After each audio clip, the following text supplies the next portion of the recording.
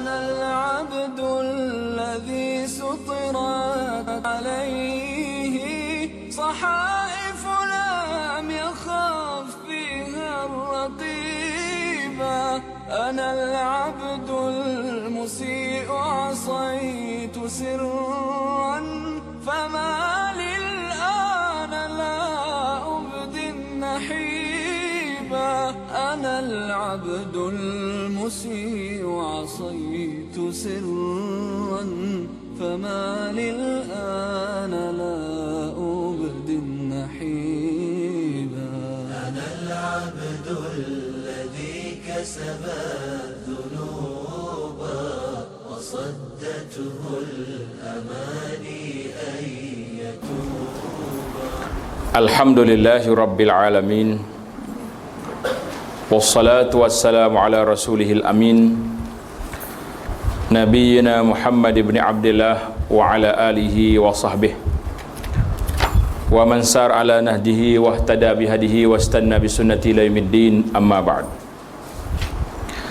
Alhamdulillah, pada malam ini dapat kita mula wacana kita, perbincangan kita dalam sebuah buku kecil saja, nama dia Al-Waqtu fi Hayatil Muslim. Buku ini telah diterjemah oleh beberapa orang penterjemah, diterjemah dengan nama detik-detik masa dalam kehidupan Muslim. Alhamdulillah, dalam pemerhatian Nana, ramai ulama-ulama Islam ini daripada dulu sampai sekarang yang menulis buku tentang masa. Banyak kita dapat buku-buku, di antara yang terkecil hal ini Syekh Yusuf Qaradawi tulis ni Al-Waqtu fi Hayatil Muslim, di antara yang kecil. Syekh Abdul Fattah Abu Ghudah contoh, dia tulis sebuah buku Qimatuz Zaman Indal Ulama. Qimatuz Zaman Indal Ulama, nilai masa di sisi para ulama. Dan dia banyak tulis buku macam ni untuk motivasi pada kita. Al-Ulama'ul Uzzab alladzina atharul ilma aniz zawaj. Ulama-ulama yang tak sempat kahwin kerana sibuk dengan ilmu, tak kahwin, pakai mati dengan tak ada isteri. Kita ada juga sibuk juga tak? Sibuk dengan dia buat anak sampai tak nak mengaji. Ni terbalik kita ni. Ulama dulu sibuk dengan ilmu sampai tak sempat nak kahwin. Itu terbalik dia panggil, dia punya sistem. Jadi banyak Qimatuz Zaman ulama. Jadi buku-buku seperti ini yang sebenarnya memberi kepada kita motivasi pengurusan masa. Kita tak boleh nak kata oi orang dulu boleh buat. Dulu dengan sekarang Allah Ta'ala sebut dalam Al-Quran, inna iddatash syuhuri indallahi 12 syahra fi kitabillah. 12 bulan Tuhan jadikan yauma khalaqas samawati wal ard, semenjak dijadikan langit dengan bumi. 12 bulan. Jadi kalau nak kata orang dulu ada waktu, kita tak ada lah, sama juga. Hari ni pun kita tengok, kita dengan kawan-kawan kita cuba nak tahu. Hari ni cuba test, masuk dalam grup yang ada masing-masing kat tangan tu, tanya, jawab dengan ikhlas, tak mau pun tak belik. Berapa muka surat dah kita baca Quran hari ni? Tanya lagi tu, ada hak jawab dia baca 1 juzuk. Ada yang jawab ni baru nak baca. Ada hak jawab tak ada kok hari ni. Tak. Itu jawapan yang berbeza, hari yang sama, orang yang sama, dalam usrah yang sama, tapi berbeza-beza. Pengurusan masa Allah Ta'ala beri pada seorang itu tak sama. Ulama-ulama yang zaman kita hari ni, kita tak usah balik pada zaman Qimatuz Zaman Indul Ulama dulu sangat besar. Ana waktu belajar dulu berasa hebat benar ulama zaman dulu. Orang ni Al-Qurtubi tulis berjilid kitab, Fakhrul Razi tulis berapa puluh jilid dia punya kitab At-Tafsirul Kabir, Ibnu Katsir tulis Al-Bidayah wan Nihayah, Ibnu Khaldun tulis Tarikh. Kita pun duk bilang kau angka jilid kitab-kitab ni, Allah kata orang dulu hebat begini-gini. Tapi bila kita mari zaman kita ini, masya-Allah masih ada lagi ulama-ulama yang hebat. Contohnya ulama yang masih semasa dengan kita, Syekh Qaradawi contohnya, berapa puluh jilid kitab. Dr. Wahbah Az-Zuhaili, dia tulis Tafsirul Munir, berapa puluh jilid. Tafsir Islami, Al-Fiqhul Islami, belah jilid dia tulis. Masih ada lagi. Kalau kita tengok dia ulama di tanah haram, Ibn Utsaimin contohnya, 30 berapa puluh jilid dia punya kitab. Jadi masih lagi ada. Cuma yang kita sedihnya, kita je tak ada apa-apa. Ya. Kita kata tak apalah. Bukan semua orang boleh menulis. Itu zalika fadlullah yu'tihi man yasha. Kita tak cemburu dengan kelebihan orang beri, tapi kita kena bagi kerja. Kalau mereka boleh menulis, kenapa kita tak boleh baca? Itu kita situ. Kita nak nulis, bukan semua orang boleh menulis. Tapi kita kena letak dalam jiwa kita, orang lain boleh menulis, kenapa aku tak boleh membaca? Kepakaran menulis tak ada kita. Ilmu kita tidak sampai kepada tahap menulis. Tapi kita kena letak sebagai pembaca. Ambil tafsir yang sesuai dengan taraf ilmu yang ada pada kita. Kita mulakan dulu tafsir yang bahasa Melayu, tafsir yang bahasa Inggeris, contohnya nak bahasa Arab tak apa nampak mata kan. Ambil yang punya kita boleh nampak. Baca kitab-kitab fiqh yang ada. Membaca tidak jadi masalah. Cuma kalau benda tu terlibat dengan hukum hakam, terlibat dengan isu-isu yang dalam, perbahasan yang mendalam tentang akidah, maka itu perlu kepada kita kembali kepada guru, kerana mungkin kepahaman kita mungkin ada silap. Jadi kita nak buat conclusion sendiri tak boleh, mesti ada musyrif ataupun ada supervisor yang kita boleh rujuk. Ustaz, saya faham macam mana macam ni. Salah kata salah. Tapi kalau nak tunggu kuliah berapa puluh tahun nak habis. Siapa dia berani boleh habiskan tafsir dalam almari kita tu. Tafsir fi zilal Quran yang berapa puluh jilid ada tu. Tafsir Al-Munir yang terjemah hari ni berapa puluh jilid ada. Nak tunggu ustaz kuliah satu muka 1 minggu, berapa puluh tahun nak habis. Jadi ada kitab ni tak mungkin kita nak talaki semua sekali, kerana tu orang talaki ni mutun, kitab-kitab matan. Tapi kalau kitab yang besar-besar, kita kena murajaah sendiri, kita kena baca dan sebagainya. Jadi di antara cara yang nak suruh anak baca buku, inilah kita ambil buku ni, baca sana sini, masjid ni baca buku ni, masjid ni. Mungkin dalam masa setahun kita boleh khatam 10 buah buku dengan syarahnya, dengan huraiannya. Sebab ustaz ni kalau dia nak baca buku, nak mengajar orang, dia kena baca dulu. Kalau dia tak baca dulu, sah dia akan break, tak tahu depan, break tengah jalan. Itu masalah kita. Kecuali ulama-ulama mutabahur, ulama yang besar. Tapi kalau tengok sejarah, Allah irham bapak saya, dia kata tok guru hak dia belajar, tok guru nak mengajar lepas maghrib, lepas asar ni, buku kitab, baca kitab. Kadang-kadang sambil dia tidur, dia rehat, tak, kitab sebelah baca, murajaah, ambil kamus tengok, ambil. Jadi dia orang tu hidup dalam suasana ilmu.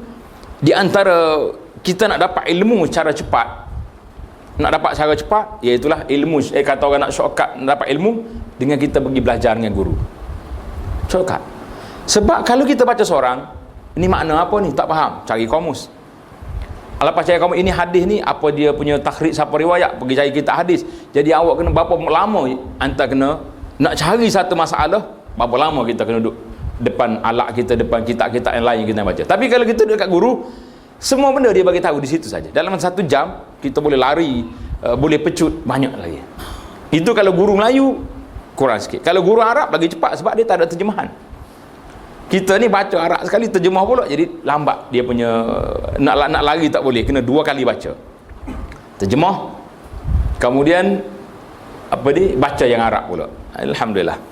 Jadi kita tengok apa yang ada dalam kitab kita ini. Itu muqaddimah sikit tentang kenapa para ulama rahimahumullah wa hafizahullahul ahya minhum sangat mengambil berat tentang perkara-perkara ini. Tengok dalam kata penterjemah tu, muka surat yang depan-depan tu tak payahlah, itu kata-kata penerbit, tuan-tuan boleh baca sendiri. Kata pengarang hafizahullah sebagai pendahuluan, muqaddimah dia ni, bismillahirrahmanirrahim, muqaddimatun. Sebelum muqaddimah tu dalam kitab Arab ni ada muqaddimah lain, tapi dalam kitab terjemah ni dia tak ada dah. Dia pakai masuk terus dengan tidak ada muqaddimah. Dalam kitab Arab ni bagus. Kadang-kadang ini yang kita letih main buku terjemahan ni. Dia banyak kerak, dia buat benda lain yang tidak ada. Tengok dalam kitab ni sedap. Muqaddimah dia kata, alhamdulillahillazi bi ni'matihi tatimmus salihat. Alhamdulillah allazi bi ni'matihi tatimmus salihat. Ini ayat ini kita baca bila kita dapat benda yang menyukakan, maka kita mula dengan kata alhamdulillah allazi bi ni'matihi tatimmus salihat. Segala puji bagi Allah Dengan nikmatnya sempurnalah segala kebaikan. Bila kita ucap benda ni, bila kita gembira, dapat benda yang seronok, yang baik, kita kata. Tapi kalau kita dapat benda yang tak mengembirakan kita, tapi taklah sama mereka innalillahi wa inna ilaihi raji'un, itu musibah dah yang dah jadi, tapi kurang memuaskan, kita kata alhamdulillah ala kulli hal. Alhamdulillah ala kulli hal. Aku puji kepada Allah Ta'ala dalam semua keadaan. Keadaan aku suka aku puji, tak suka pun aku puji Allah. Kalau tak puji Allah Ta'ala, siapa nak puji siapa lagi kita? Kan? Wassalatu wassalamu ala rasulil mab'usi rahmatal alamin wa ala alihi wa sahbihi wa man ihtada bi sunnati ila yaumiddin, amma ba'd. Baru ada kata-kata dia di sini. Bagi kita lah, sebagai seorang Islam, ini untuk pelajar-pelajar kita ni, orang-orang tua, orang mana pun, kalau tulis apa saja benda pun, biarlah kita letak bismillahirrahmanirrahim kat depan. Sepatah bismillahirrahmanirrahim, kemudian ada alhamdulillah wassalatu wassalamu ala rasulillah wa ba'du. Cukup. Itu dia panggil bara'atul istihlal, pembuka kata. Banyak ni anak kalau baca tesis ke apa-apa benda-benda yang ditulis oleh penulis-penulis kita sini, rasa kurang selesa. Sebab tak ada bismillah, tak ada alhamdulillah, terus penulis memulakan ucapan ini. Kata hebat sangat penulis. Ini gara-gara pengaruh orientalis yang kita belajar metod penulisan daripada barat, daripada orientalis. Orientalis dia bukan Islam. Kenapa dia nak bismillahirrahmanirrahim? Dia tak percaya dengan bismillah. Jadi dia tak ada bismillah. Kita sebagai kaum muslim, lah, bismillah mesti mula. Ambil berkat. Permulaan kita dengan nama Allah. Ini banyak yang kita kata. Jadi kata Syekh, sebagai pendahuluan saya bersyukur kepada Allah Subhanahu wa taala, dan saya alu-alukan supaya buku Al-Waqtu fi Hayatil Muslim ini dapat dicetak di bumi Mesir yang mulia. Sebab apa dia nak sangat di bumi Mesir? Kampung dia Mesir, negeri dia. Semoga Islam di bumi ini mendapat pemeliharaan dari Allah Subhanahu wa taala. Qadiyatul al-waqt, isu waktu ataupun masa, bukanlah merupakan isu biasa dalam kehidupan seorang muslim. Bahkan isu ini merupakan isu pokok terhadap isu-isu yang lain. Al-waqtu huwal hayah, kata ulama. Waktu itu adalah merupakan hidup kita. Hidup kita ni, waktu itu, itulah hidup kita. Kalau dia pergi saja, mana kita telah mensia-siakan hidup kita. Di dalam setiap saat dari detik-detik peredaran jam dan peralihan dari hari ke hari merupakan sukatan umur manusia dan kehidupan mereka. Jadi umur kita berlalu, adakah diisi dengan benda yang baik ataupun tidak? Ini yang persoalan kitanya, apa yang kita buat? Bahawa pemisahan di antara sikap Islam yang membuat kiraan dalam setiap detik-detik peredaran masa ke atas orang yang bekerja atau yang malas, dengan cara hidup orang-orang Islam yang unik tentang pembaziran masa dengan berbagai-bagai cara. Tengok. Pasal tu dia nak sangat buku ni dicetak di kampung dia. Sebab dia kata orang Islam ini sangat unik. Unik dalam apa? Unik dalam membazirkan masa dengan berbagai-bagai cara. Cara apa? Cara nak membazirkan masa itu banyak. Sama ada di kedai kopi, di pejabat-pejabat kerajaan, atau dalam stadium yang penuh gemuruh dengan suara tempit sorak kerana memberi sokongan kepada suara kelak bola. Ni kena kita ni. Tak Syekh ni kau mudah ni. Tak ada kerja 2-3 jam duduk situ. Allahu Akbar. Atau pemain-pemainnya adalah suatu hakikat dan kenyataan. Tak boleh lagi dah. Ini memang berlaku.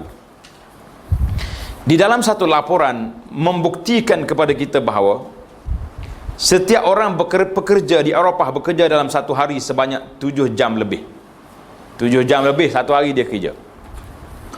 Di mana mengikut laporan rasmi yang sama juga menunjukkan kepada kita bahawa masa bekerja bagi tiap-tiap pekerja Muslim di Mesir, dia sebut di Mesir senanglah, kalau tidak kita tuduh kat Malaysia marah pula orang kita tak, tidak melebihi 30 minit saja tiap-tiap hari. Hak kerja sungguhnya 30 minit, hak lain itu dia panggil gargir. Mana gargir ni buah banyak. Bahasa Arab kata yudardis, kalau Arab di sini. Adakah boleh kehidupan seorang Muslim berterusan begini? Layakkah orang-orang Islam berterusan hidup dalam keadaan terhina, sedangkan agama mereka telah menerangkan dalam kitab sucinya, a'udzubillahi minasyaitanirrajim, Wa wudi'al kitabu fataral mujrimina mushfiqina mimma fihi wa yaquluna ya waylatana ma li hadzal kitabi la yughadiru saghiratan wala kabiratan illa ahsaha wa wajadu ma 'amilu hadira wa la yazlimu rabbuka ahada. Dan diletakkan kitab. Kitab maknanya surat amalan kita pada hari kiamat. Lalu kamu akan melihat orang-orang yang bersalah ketakutan terhadap apa yang tertulis dalam kitab catatan amalan. Dan mereka berkata, aduhai celakanya kami. Kitab apakah ini yang tidak meninggalkan yang kecil dan yang besar, melainkan ia mencatat semuanya, dan mereka dapati apa yang mereka telah kerjakan ada tertulis, dan Tuhan kamu tidak mengenai sesiapa pun. Surah Al-Kahfi ayat 49. Kalau kita tengok dalam surah yang dibaca, diulang-ulang bacaan, macam surah Al-Kahfi ulang hari Jumaat, surah apa lagi, Sajadah pagi Jumaat, Al-Atal Al-Insan. Biasanya surah-surah ini memang surah motivasi yang ada kaitan dengan kehidupan kita. Nah, pagi Jumaat ingat ke kiamat, hari Jumaat pula kita duk baca tentang surah Al-Kahfi ini cukup besar. Al-Syekh Abdul Hasan Ali An-Nadawi rahimahullah ta'ala, dia tulis sebuah buku bicara tentang kelebihan surah Al-Kahfi. Menarik buku ni, coba cari baca.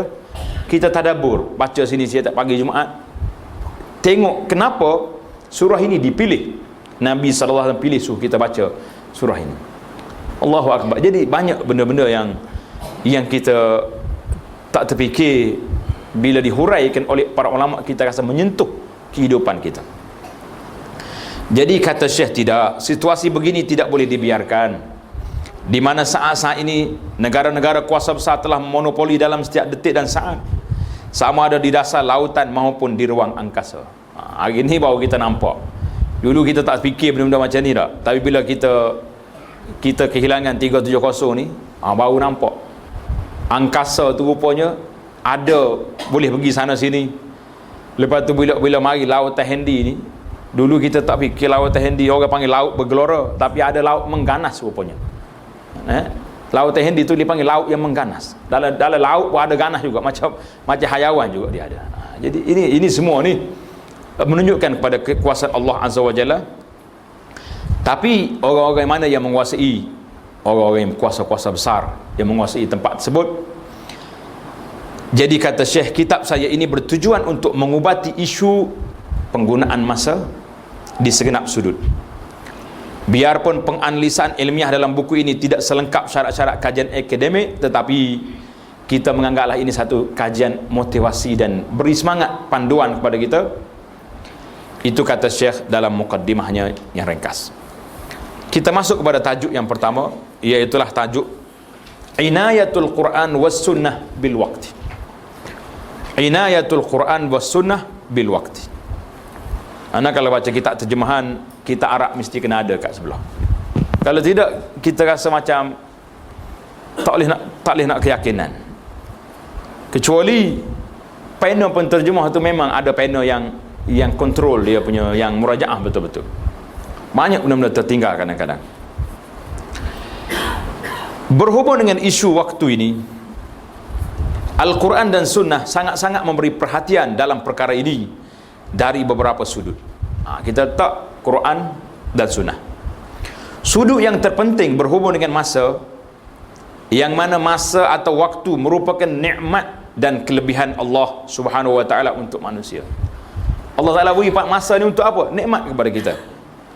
Penjelasan ini terdapat dalam ayat suci Al-Quran yang berikut, وَسَخَّرَ لَكُمُ الشَّمْسَ وَالْقَمَرَ دَائِبَيْنِ وَسَخَّرَ لَكُمُ اللَّيْلَ وَالنَّهَارَ وَآتَاكُمْ مِنْ كُلِّ مَا سَأَلْتُمُوهُ وَإِنْ تَعُدُّوا نِعْمَةَ اللَّهِ لَا تُحْصُوهَا. Tengok ni kan, tambah ayat tu, وَإِنْ تَعُدُّوا نِعْمَةَ اللَّهِ لَا تُحْصُوهَا. وَإِنْ تَعُدُّوا nikmat Allah. Tulis itu di buku tu. Baru baca 2 laju pada ni. Main kerja manusia nak tahu nak. Tapi ulang cetak kali yang ke bawah puluh dah ni. Kalau cetak kali pertama salah tu diberi maaf juga kan. Pihak penerbit dia kena ambil, Dewan Pustaka Pelajar kena ambil perhatian lah ayat Quran apa meninggal ni. Baik, ini surah Ibrahim ayat 33-34. Dan Allah telah menundukkan bagi kamu matahari. Allah Ta'ala tengok, sakhara lakum, tengok bahasa Quran, Allah permudahkan kepada kita matahari dan bulan yang terus menerus beredar dalam orbitnya, dan telah menundukkan bagimu malam dan siang. Dan Allah mengerniakan setiap permintaan kamu. Tengok, Tuhan ungkit di sini, wa atakum min kulli ma sa'altum. Mun apa Allah Taala beri belaka kepada dia. Tapi manusia yang tak pandai menilai apa ni hak Allah Taala, kita rasa banyak benda Tuhan tak bagi lagi. Apa benda yang kita tak nak? Kalau beri semua, awal lagi mati kita. Semua benda kita dapat. Tapi yang kita dapat banyak ni pun Tuhan kata, wa in ta'uddu ni'matallahi la tuhsuha. Jika kamu hendak memperhitungkan segala nikmat Allah, kamu tidak akan mampu menghitung. Nak hitung macam mana? Banyak. Ayat yang seterusnya, wa huwa alladhi ja'ala al-laila wan-nahara khilfatan liman arada an yazakkara aw arada syukura. Dan Allah yang menjadikan malam dan siang silih berganti bagi orang yang ingin mengambil pelajaran atau orang yang ingin bersyukur. Tengok, tukar ganti siang dan malam ni untuk apa? Untuk kita ambil pengajaran. Bukan sudah gitu dah. Surah Al-Furqan ayat 62. Tengok, tujuan Allah Subhanahu Wa Taala menjadikan malam dan siang silih berganti supaya manusia membahagi-bahagikan masa perkhidmatan mereka. Bagi yang tidak bekerja di waktu siang, supaya dia bekerja di malam, atau di waktu-waktu yang lain. Kita pun ingat, bila masuk waktu pagi, wazifatus sabah, zikir waktu pagi. Baca tak baca tadi? Allah hari ni terlalu sibuk, jam dengan program banyak sangat. Tapi ingat, petang nanti jangan terlepas. Jadi wazifatul waktu, tugas waktu itu memperingatkan kita perjalanan. Kalau coba kita hari ni tak ada siang malam, pakai tengok jam gitu, macam mana kita nak ingat? Sebagaimana hari Dajjal esok, panjang hari Dajjal ni mari. Orang tanya Nabi, kaifa nusalli? Nabi kata, takdirkan, mengkadarkan berapa malam lama masa. Di antara zuhur dengan asar berapa jam? Biasanya daripada subuh dengan zuhur berapa jam? Kita takdirkanlah 12 jam, 8 jam, maya satu waktu. Karena hari itu terlalu panjang. Itu dipanggil masa. Dan banyak lagi lah, demi pentingnya masa, hinggalah Allah Subhanahu Wa Taala bersumpah dalam Quran dengan beberapa ayat, wal laili idza yaghsha wal fajri wal asri. Itu semua sumpah Allah Taala dengan masa.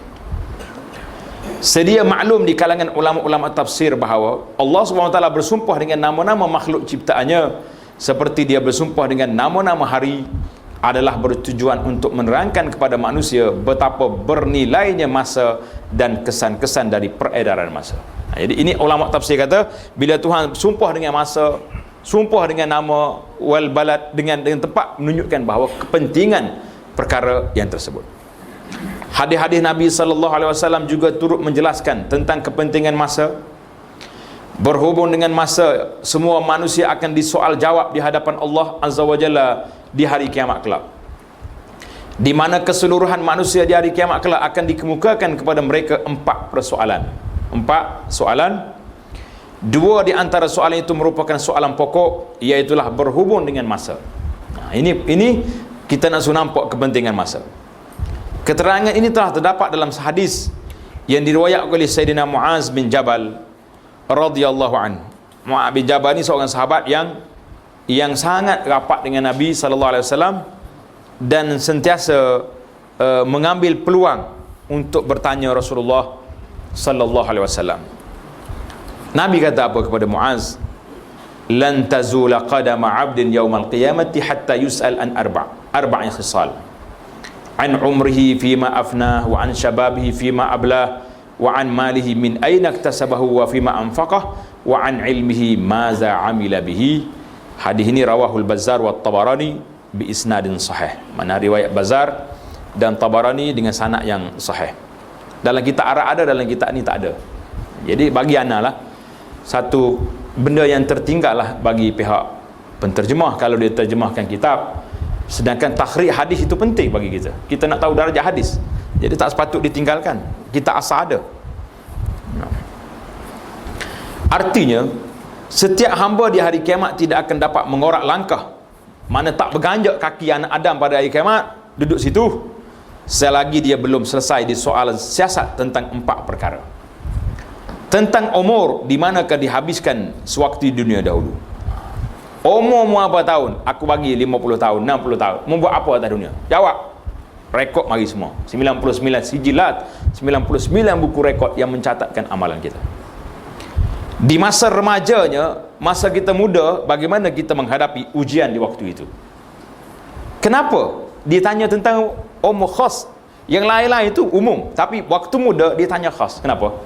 Sebab waktu muda ni lah waktu yang mencorakkan kehidupan seorang manusia. Dia nak pergi ke mana orang ini? Nak angkat motor tayar? Jalan tayar sebelah motor ke? Nak pergi lompat sana sini? Waktu tu orang buat. Tua-tua apa kita nak pergi lompat lagi? Tak lah. Nak pergi lompat juga pergi F1 lah. Nak masuk situ baru padan dengan kita. Takkan nak pergi berambat dengan budak tengah jalan. Ini dua ni soalan tentang umur, tentang waktu, tentang harta dari mana dia perolehi dan bagaimana dia membelanjakannya, tentang ilmunya, apakah dia telah beramal dengan ilmunya.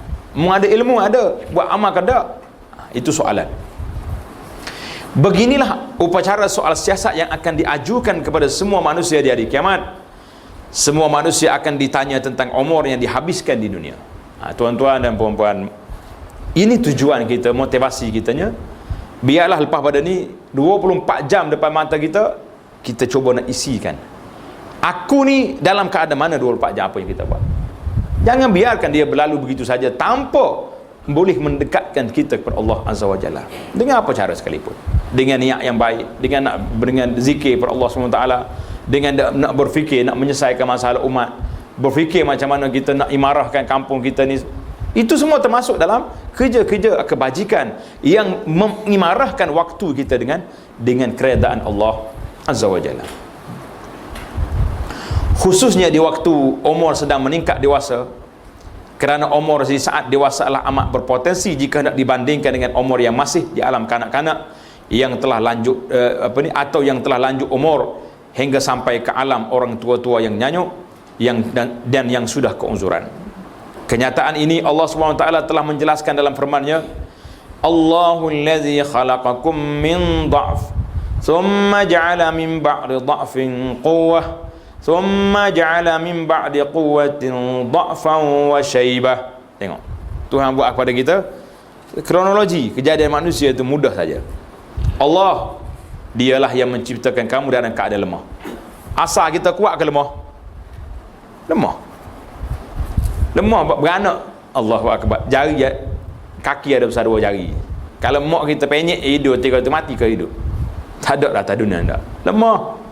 Kemudian dia menjadikan sudah keadaan lemah itu menjadi kuat balik. Allahu akbar. Kuat. Ketika kuat ni lah kita nak tahu apa yang kita buat dengan kekuatan yang ada pada kita. Saat ni duduk sebelah sana atas kapal terbang ni, dia bola balik pergi jaga mak dia di kampung. Dia kata, saya ni, mak saya payah. Dia kata, dia orang perempuan, kita orang lelaki, nak jaga orang tua yang keadaan gini susah. Isteri kita tahulah anak orang lain, bukan anak dia. Tapi saya ada adik-adik perempuan yang begitu ramai, tapi tak boleh jaga mak. Tengok, hebat. Dia boleh jaga suami, dia tak boleh jaga mak dia. Nak kata macam mana? Itu semua ujian Allah SWT kepada kita, anak-anak. Tengok, sekarang ni Tuhan kata, summa ja'ala min ba'di dha'fin quwwah. Aku jadikanmu lepas pada lemah, kamu tak berajak lagi pada makmu, tak ingat lagi pada orang tua tu. Kamu dah kuat sekarang, sudah hebat sekarang ni. Summa ja'ala min ba'di quwwatin dha'fan wa syaibah. Tuhan peringatkan, lepas mu kuat, kamu akan lemah balik dan beruban. Jadi masa ni bergerak. Kita pandai menguruskan. Kita kena ingat, waktu kita kuat sekarang ni, kita akan jadi orang lemah sekejap masa lagi. Surah Ar-Rum ayat 54. Kemudian kita pindah tajuk lain, Syairul Islam. Syiar Islam menghargai masa. Ini apa ni, dia panggil hikmah. Dalam 24 jam sehari kita duduk ni, bagaimana kita nak tengok bagaimana masa tu datang.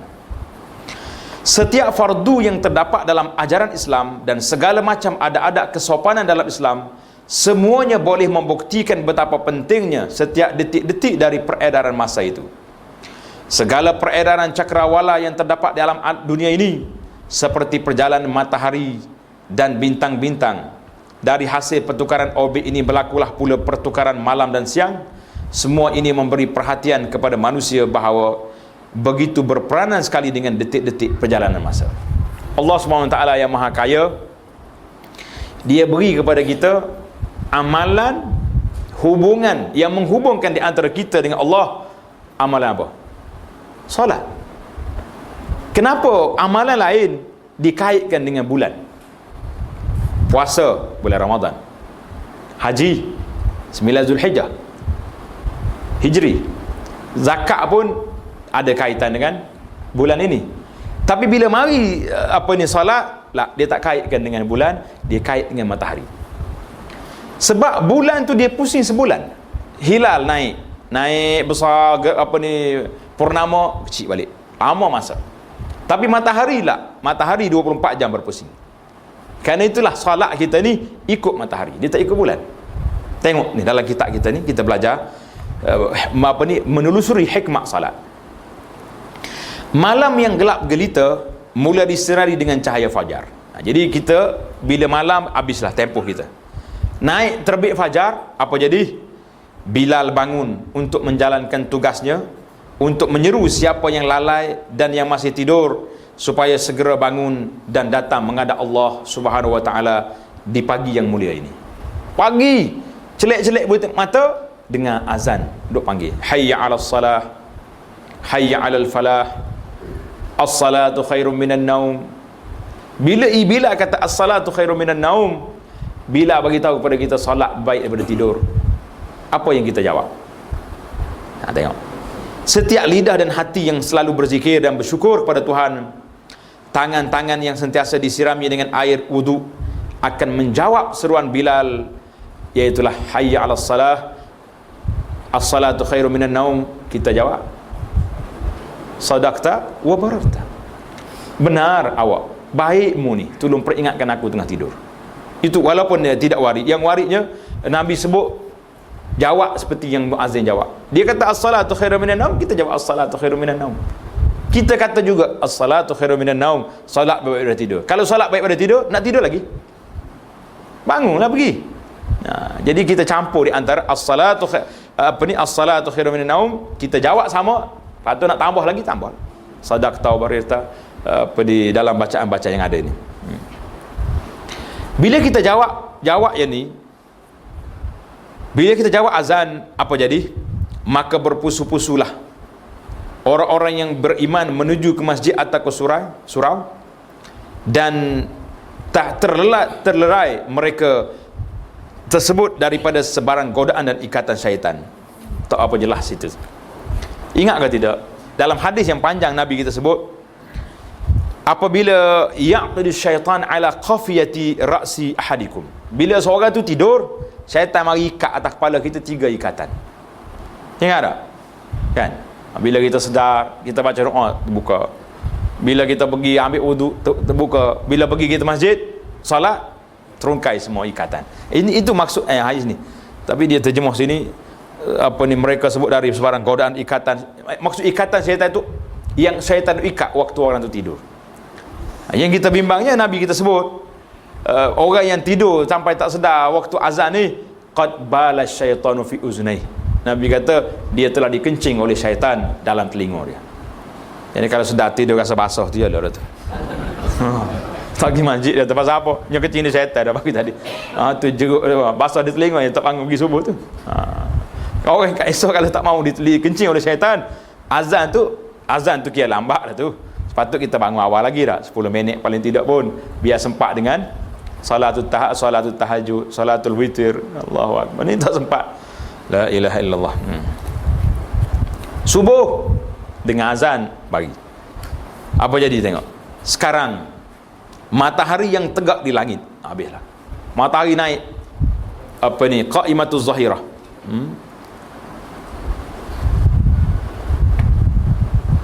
Dalam yaqumu qa'imuz zahirah, dipanggil bahasa Arab kata, matahari yang tegak di tengah langit mulai beredar dan condong.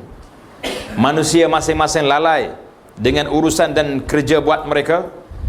Ketika itu bergemalah pula seruan takbir di saat-saat kesibukan ini untuk mengajak manusia mengingati Allah Azza wa Jalla dan kerasulan Nabi kita Muhammad sallallahu alaihi wasallam. Kepada mereka semua diseru kepada salat dan kejayaan. Tengah kita betul-betul sibuk dengan kerja, tiba-tiba mari azan zuhur pula. Mari azan zuhur, hayya 'alas salah, hayya 'alal falah.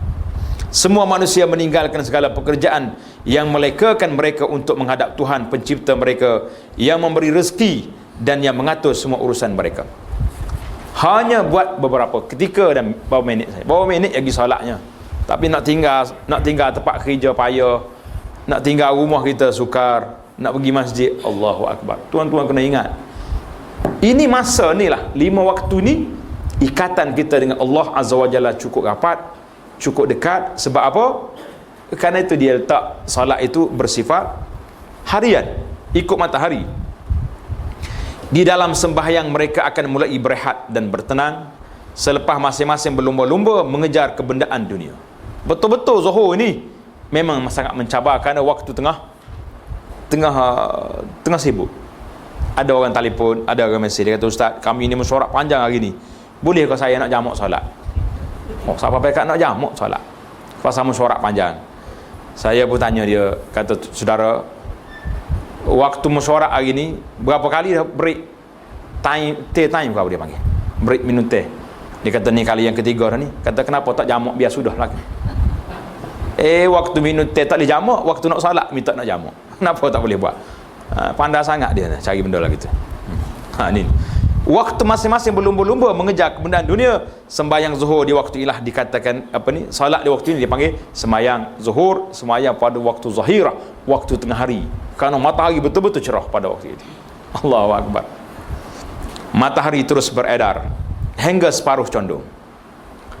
Naungan bayangan telah melebihi had paras panjang. Maknanya lepas pada bayang kita ni sekali ganda lagi, satu sama banyaknya kita, itu dia panggil apa? Masuknya waktu Bilal mula menggemakan azannya di kali yang ketiga untuk menyeru manusia menunaikan salat asar. Masa terus beredar. Matahari mula menghilangkan wajah bulatannya di permukaan lautan. Suara azan mula bergema di kali keempatnya untuk menandakan berakhirnya siang hari dan bermula malam yang baru. Dengan ini tibalah waktu salat maghrib. Jadi semua waktu bila bergerak yang matahari, ada perubahan, ada salat. Sang surya terus menghilangkan diri di dasar lautan. Cahaya sinarnya terus hilang dari penglihatan. Di kali ini berkumandang pula suara azan menandakan berakhirnya waktu sembahyang ke atas setiap muslim di hari itu, iaitulah diakhiri dengan salatul isya. Jadi mayang isya ni mayang habis dah, siang memang dah tak ada langsung, gelap dah. Beginilah situasi sepanjang hidup seorang muslim. Dia mulai setiap hari di dalam hidupnya dengan ibadat sembahyang dan diakhiri dengan salat. Kita bangun tidur salat, akhir ayat kita salat. Bila tu? Zaman dulu. Zaman sekarang ni zaman makan, kedai makan 24 jam ni tidak berakhir di situlah. Nah, dia akan berakhir pukul 2 pagi duk makan lagi. La ilaha illallah. Beginilah ibadat siang hari, seolah-olah seorang muslim hidup di antara dua salat. Kita hidup di antara dua salat, iaitu sembahyang subuh dan isya. Dengan bersilih gantinya masa, seorang muslim juga berulang kali dapat berada di samping Allah Azza wa Jalla. Jadi kita hari-hari ana sebut dah cerita ni dulu kan, waktu Nabi SAW terima apa ni, solat dulu, berapa puluh waktu? 50. Ambil 50 waktu bagi dengan 24 jam. Berapa minit satu solat ada? Cuba bagi tengok. Berapa akaun belakang ni? 50 waktu bagi dengan 24 jam. 1 jam 60 minit. 6 kali 24 berapa ribu? Kena cari Jepun juga.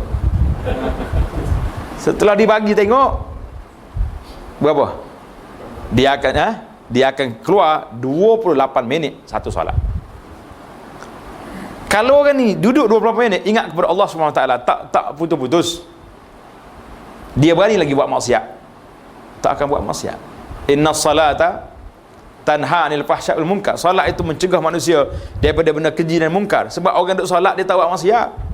Yang dia buat maksiat ni orang tak solat.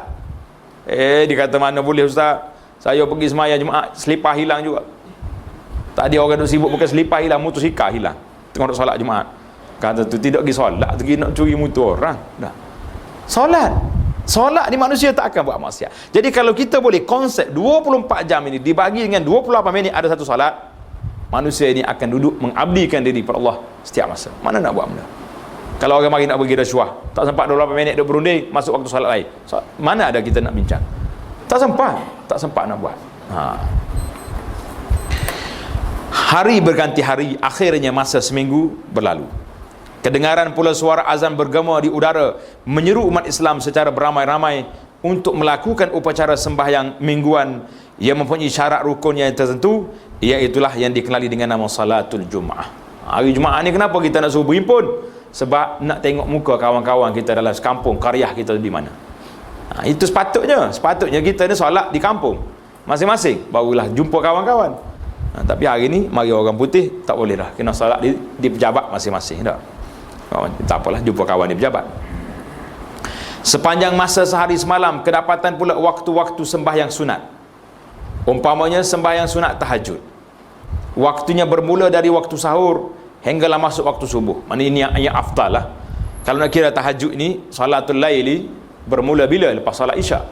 Lepas solat isyak tu bolehlah kita solat malam sampai ke subuh. Tapi kalau waktu tahajud ni maksudnya, kadang ada orang duk tanya, apa beza di antara qiyamul lail dengan tahajud?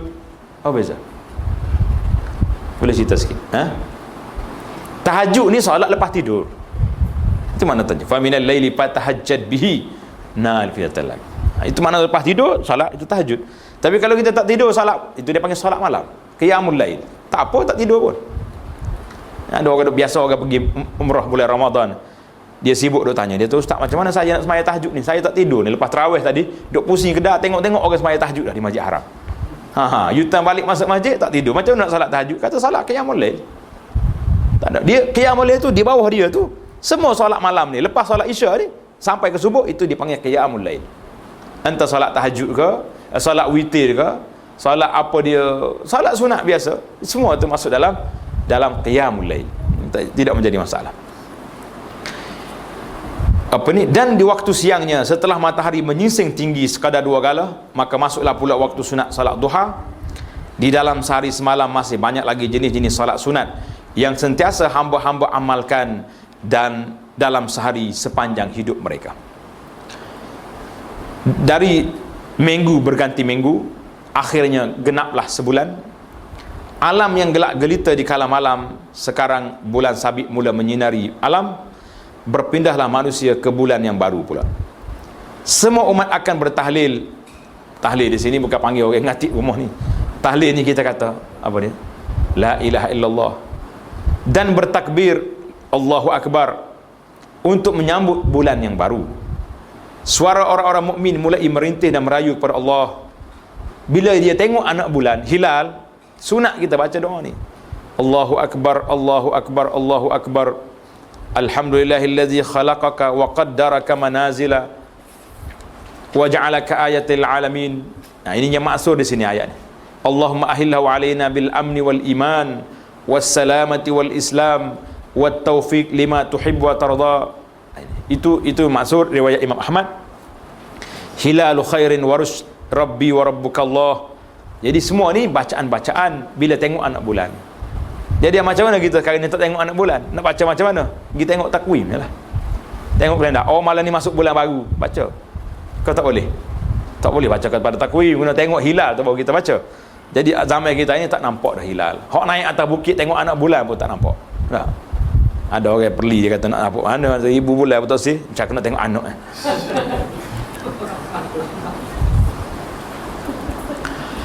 Baiklah, dalam setiap tahun terdapat satu bulan, iaitu namanya Ramadan, bulan Ramadan. Sepanjang hari dalam bulan ini pintu-pintu syurga terbuka lebar, pintu neraka ditutup, dan segala hantu syaitan terikat. Ada hantu sini, syaitan lah, syaitan yang nakal, maradatus syayatin telah diikat. Allah Subhanahu wa taala mengeluarkan perintah pada malaikat supaya menyeru. Pada awal Ramadan, malaikat menyeru, ya baghiyal khairi aqbil, wahai orang yang nak kebaikan, segera. Dah masuk Ramadan. Wa ya baghiyasy syarr aqsir, hei orang yang nak buat maksiat lagi, cukuplah. Sebelah bulan dah mulai ke lara-lara. Ini Ramadan nak main lagi. Waktu syaitan dibelenggu, kamu pula nak jadi tokeh, ganti syaitan. Nah, ini kita bimbang bila Ramadan. Waktu syaitan tak ada, takut kita pula pergi jadi syaitan. Inilah dia suatu bulan keemasan, bulan yang diterima taubat bagi mereka yang berdosa, menyedarkan hamba-hamba yang masih lalai untuk kembali mendekati Allah Subhanahu wa taala dengan mengerjakan puasa dan menghayati di malam-malam bulan yang mulia ini. Nescaya Allah akan redha untuk memberi sebarang kemaafan kepada mereka yang meminta. Ini berdasarkan kepada janji-janji Allah Subhanahu wa taala yang terdapat dalam hadis yang sahih diriwayatkan oleh Imam Bukhari. Nabi kita bersabda, man shama ramadhana imanan wa ihtisaban ghufira lahu ma taqaddama min dzambihi wa man qama ramadhana imanan wa ihtisaban ghufira lahu ma taqaddama min dzambihi wa man qama lailatal qadri imanan wa ihtisaban ghufira lahu ma taqaddama min dzambi. Jadi Nabi kita bagi tawaran, man shama wa man qama. Tengok, Nabi kata, siapa yang berpuasa pada bulan Ramadan berdasarkan keimanan dan mengharapkan pahala, Allah Taala ampunkan segala dosa yang lepas. Siapa dia bangun berdiri pada bulan malam Ramadan dengan solat tarawih, tahajud, witir, dengan keadaan iman dan mengharapkan pahala, Allah Taala ampunkan segala dosa-dosanya. Hadis ini sahih, tanda situ riwayat Imam Bukhari. Bulan Ramadan merupakan suatu bulan pengisian di sudut rohani. Dia panggil as-siyahah ar-ruhiyah, pengembaraan rohani seorang hamba nak naik kepada darjat yang lebih tinggi. Bulan ini mula beransur pergi. Habis Ramadan, mari pula bulan haji mula menyusur sebagai ganti, menggantikan bulan Ramadan yang telah pergi. Maka alam pengembaraan rohani akan beredar ke alam pengembaraan rohani dan jasmani. Jadi bulan Ramadan rohani saja, bulan haji rohani dan jasmani. Pasal kita kena pergi Mekah, mana boleh tak pergi, iaitu dengan tibanya musim ibadat haji. Allah Ta'ala telah berfirman, al-hajju ashhurum ma'lumat ila akhirih al-ayat. Tuhan kata musim haji itu hanya beberapa bulan saja. Beberapa bulan. Siapa yang nak buat haji, faman farada fihinnal hajja fala rafasa wala fusuqa wala jidala fil hajj wa ma taf'alu min khairin ya'lamhu Allah wa tazawwadu fa inna khairaz zadi taqwa wattaquni ya ulil albab. Faman farada fihinnal, siapa dia buat haji, tak buat benda maksiat, tak buat benda yang mungkar, tak buat benda yang tak baik, tak berbantah dalam musim haji, Allah Ta'ala akan beri keampunan dia. Dalam hadis Nabi kata, raja'a min zunubihi kayawma waladatu ummuhu, dia balik daripada dosanya seperti hari yang dilahirkan oleh mak. Allahu Akbar. Ana baru 2 malam lepas ada satu tajuk kuliah kita dalam kitab Bimbingan Mukmin, tajuknya mencari rahsia, 9 rahsia di sebalik amalan haji. Tengok dalam rakaman kita dalam YouTube Abu Anas tu, cari dia 9 rahsia hikmat di sebalik amalan haji. Memang menarik. Bagi orang nak pergi haji, kita dengar cerita. Kenapa kita melontar? Kenapa kita tawaf? Kenapa kita duduk di Arafah? Kalau saya nak cerita sini pula, pakai nak pergi haji pula, tak ada kota masalahnya. Nah, bukan semua orang boleh kena menteri belakang kan. Surah Al-Baqarah ayat 197. Qala ba'dus salaf, sebahagian daripada ulama salaf, ulama-ulama yang salafus salih dulu, meletakkan nama pada setiap amal ibadat yang dikerjakan sepanjang tahun. Nama-nama yang mereka letakkan itu seperti berikut: mizanul yaum, neraca timbangan harian, ini solat.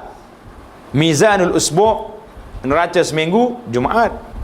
Mizanul am, neraca setahun, iaitulah puasa Ramadan. Mizanul umr, neraca seumur hidup, haji. Sebab haji dia wajib berapa kali?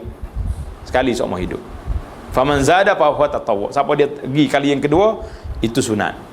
Kecuali awak buat cari pasar. Cari pasar macam mana? Kita bernazar nak suruh jadi wajib, jadilah wajib. Jangan duk nazar lah tak jadi. Anak pergi muzakarah haji, tabur haji panggil hari tu, dia bentang tajuk nazar. Pasal ada orang buat ilak, dia nak suruh dia dapat pergi haji sekali lagi, dia bernazar.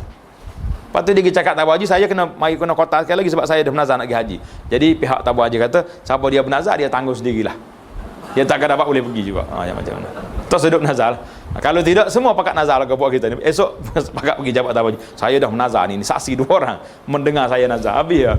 Tak habis kota tabung haji nak pergi nazar ke mana dah. Nak pergi nazar umrah bismillah. Nak pergi nazar haji jangan. Tak jadi apa. Allahu akbar. Ini semua dia panggil mizanul umur. Dia panggil haji ni wajib sekali seumur hidup. Kerana itu orang nak pergi haji, jangan nak pergi testing, jangan.